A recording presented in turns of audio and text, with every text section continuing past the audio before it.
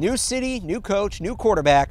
Who are these Los Angeles Rams the Patriots are getting ready to face in Super Bowl 53? I'm Alex Barth. He is Evan Lazar. This is the Foxboro Report brought to you by 1 in 100. If you want to go watch the Patriots and the Rams in Atlanta, there's a couple of tickets on the table at 1in100.co.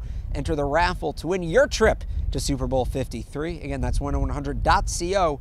Check them out today. All right, Evan, the Rams are not a team a lot of people around here are going to be familiar with. Yeah. They last played the Patriots in 2016, but that was when Jeff Fisher was the head coach. Much different. The quarterback, Danny Woodhead was the running back for the Patriots. That's right. That was the game where Jeff Fisher did not know who the Patriots running backs were. The quarterback situation was different.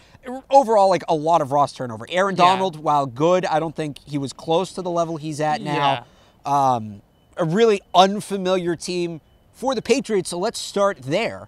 Does it benefit? Which team does it benefit more that there's really no familiarity either side? I actually think it's kind of a chess match for both teams because the McVay offense is really not replicable, and neither is the Patriots offense in what they do, especially on either side of the football.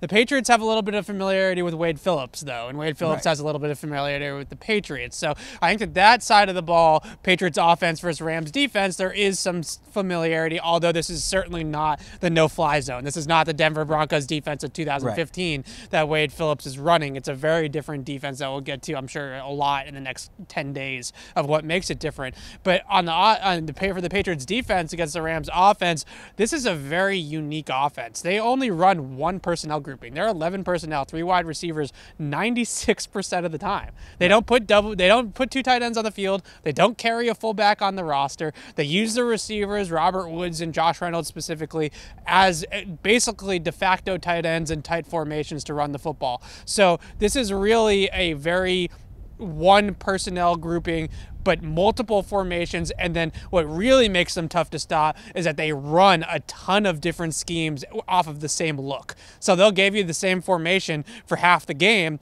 but they can run 50 different plays out of it.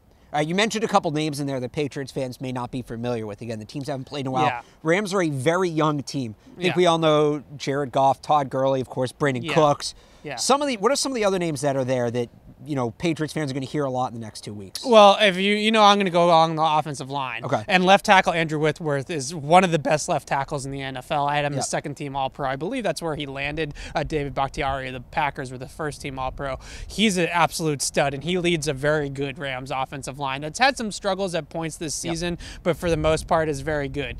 Now, on the defensive side of the ball, there are some familiar faces. Like, we obviously know who Marcus Peters is, just a name that everybody kind of knows. Aqib Talib is on the defensive side of the ball. But there's a guy I want to talk about who's a safety. His name is Mark Barron, who some people I think probably know a little bit about. At Alabama, was a linebacker. He's like a linebacker safety hybrid. He's the type of guy that is made to cover a running back out of the backfield or a tight end like Gronk. Right. He's their Gronk, James White answer. Now, I think that Talib will probably see some reps on Gronk as well because he's covered tight ends in the past. We've seen him do that even here in New England. But those are kind of the guys that I'm looking at. The Rams defense, they really only play with one true linebacker in the middle of the field. So it's going to be very interesting to see because you can't really run up the gut with Sue, who we all know about, and Aaron Donald up the middle. So it's tough to run up the middle against this team. But the edges and the fact that they only really play with the one true linebacker and they play with that extra safety being Mark Barron in the box is going to be an interesting kind of schematic chess match. All right, for Patriots fans who want to go back and get a good understanding of who the Rams are this year, give me one game that stands out to you from their schedule in the regular season. Right, well, so I think the issue is that the game that stands out to everybody is that Monday Nighter against the Kansas City Chiefs, where the teams combined for like 1,200 yards of offense and over 100 points. But this Rams offense hasn't been that offense since that game. Since that point, their offense is averaging a touchdown less than they were in their first 12 games. Their DVOA is cut in half on the offense side of the ball. It coincides with Cooper Kupp's season-ending torn ACL injury. That happened right before the Chiefs game. They survived against the Chiefs without Kupp, and then it really kind of hit them at the back end of the season. So even though that's kind of their signature game, I don't know if that's really the same offense as the Patriots are going to see. But the guy that kind of stood out for me in that game is Josh Reynolds, who's the guy that replaced Cooper Kupp in the slot most of the time, and he's a pretty good player. He's got some size to him for a slot receiver. And then obviously we know all about the running backs with Todd Gurley, and C.J. Anderson's playing a lot more. Very interested to see if Todd Gurley's healthy. He didn't really look too healthy against the Saints. Let us know your thoughts on the Rams. Are they a worthy opponent for the Patriots? Are the Patriots the underdog again, perhaps?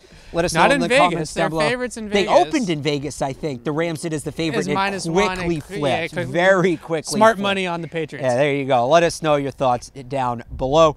This has been the Foxboro Report, brought to you by 1-in-100. Again, chance for a couple of Super Bowl tickets at 1in100.co. Get there while the chance is still available.